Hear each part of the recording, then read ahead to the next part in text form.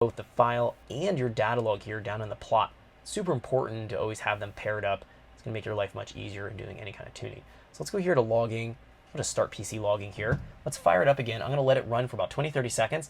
Then we'll shut it off and talk about what we see here in these tables and how it's going to be utilizing them so we can expose this.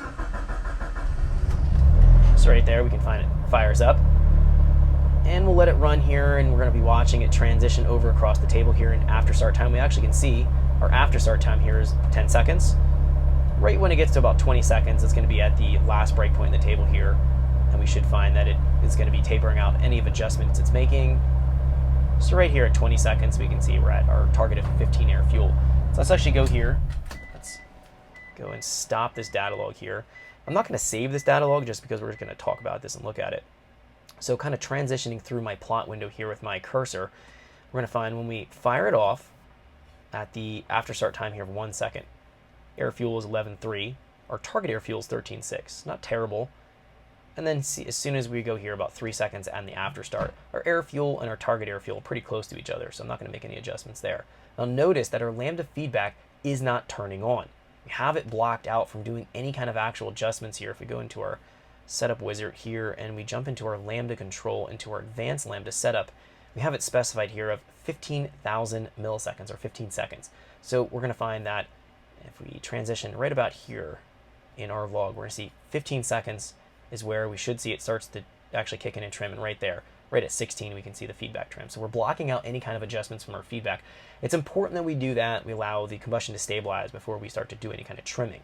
Now we can see here when it fires off, 13.6, 14.7, it's taking out 2%.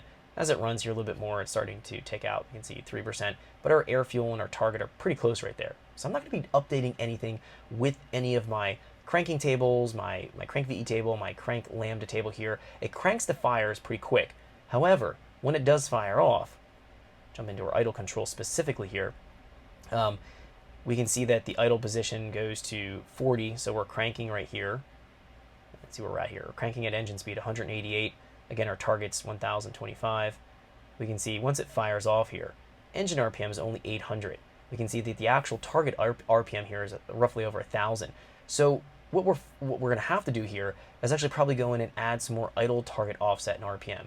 That's going to allow us to have more airflow when we fire it off. I find when it does fire off, it doesn't really go up and come down like it would stock. It sort of goes up a little bit, and then it eventually raises back up to our target idle speed we're commanding here. So what we'll do is to our idle target offset RPM, I'll add a value here of 200. Let's do Control G and just back out of this. What I'll do here at 4 seconds, I'll taper this back to 50 RPM. Thanks for checking out our teaser clip. If you want to see the rest of this video and more than 500 hours of current EFI training we have to offer, make sure you click right here. If you want to go and check out more teaser clips from this training course, click here. And you don't want to miss any of the videos we're going to be releasing on this channel, so make sure you subscribe and click here. Thanks for watching, and I'll see you guys later.